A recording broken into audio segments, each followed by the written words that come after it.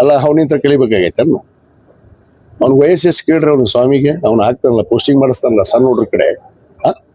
ಅವ್ನ ವಯಸ್ಸು ಎಷ್ಟು ಪ್ರಬುದ್ಧತೆ ಅವನಿಗೆ. ಈ ಚಿಲ್ಲರ್ ಬುದ್ಧಿ ಬಿಡಬೇಕು. ಫಸ್ಟ್ ಗುರು ಆದವನು ಚಿಲ್ಲರ್ ಅಲ್ಲ ಇರಬಾರ್ದು. ಭಕ್ತರನ್ನ ಸಮಾನವಾಗಿ ಕಾಣುವಂತ ಹೃದಯವುಳ್ಳವರಾಗಿರ್ಬೇಕು. ಭಕ್ತರನ್ನ ಚಂದ ಕಾಣಕ್ ಹೇಳ್ರಿ. ಯಾವ ಬಟ್ಟೆಯನ್ನು ನಾವು ಧರಿಸ್ತೀವಲ್ಲ, ನಾನು ನಿನ್ನೆ ಅದನ್ನೇ ಹೇಳಿದ್ದೀನಿ, ಆ ಬಟ್ಟಿಗೆ ಇದೇ ಹೌದಪ್ಪ ನಾವು ಮಾಡಿದ್ವಿ ಕರೆ ಒಪ್ಕೋತೀನಲ್ಲ, ಮಾಡಿದ್ರೆ ಉಳಿಲಿಲ್ಲ, ನಡ್ಕೊಳ್ಳಿಲ್ಲ ಮನುಷ್ಯ.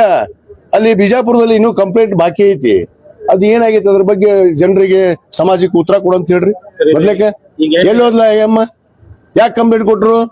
ಅವ ಎತ್ತನ 11 ಕೋಟಿ ಇದ್ದಿದ್ದು 3 ಕೋಟಿಗೆ ಡೀಲ್ ಬಂತ ಅಂತ ಅವ ಮಾತಾಡ್ತಾನ.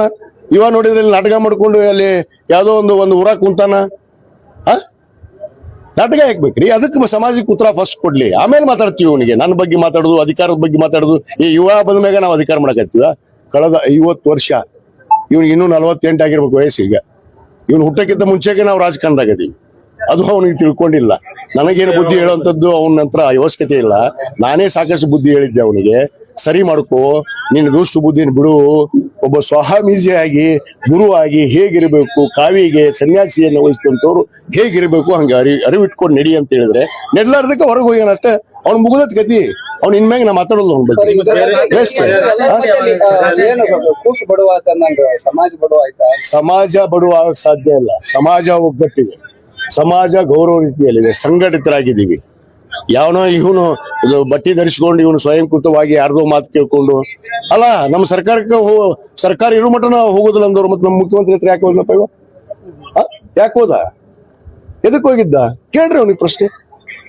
ಉತ್ತರ ಕೊಡಂತ ಹೇಳ್ರಿ. ಕಂಪ್ಲೇಂಟ್ ಮಾಡ್ರಲ್ಲ 3 ಕೋಟಿ ಕೇಳ್ಯಾರಂತ, ಅದಕ್ಕೆ ಮೊದಲು ಉತ್ತರ ಕೊಡಂತ ಹೇಳ್ರಿ ಸಮಾಜದವ್ರ ಬಂದು.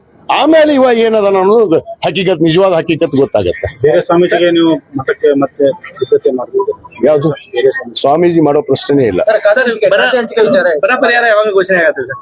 ಈಗ ನಾವು ವರದಿಯನ್ನ ಇನ್ನೊಂದು 2 ಕ್ಷೇತ್ರ ಬಾಕಿ ಇದೆ, ಬೀಳ್ಗಿ ಮತ್ತು ಮುಧೋಳ. ಇವತ್ತು ನಾನು ಹೋಗ್ತಾ ಇದ್ದೀನಿ ಲೋಕಾಪುರ್ಗೆ, ಸನ್ಮಾನ್ಯ ತಿಮ್ಮಾಪುರ ಸಾಹೇಬ್ ಕರ್ಕೊಂಡು. ಜೆ ಡಿ ಪಾಟೀಲ್ ಅವರು ಒಂದು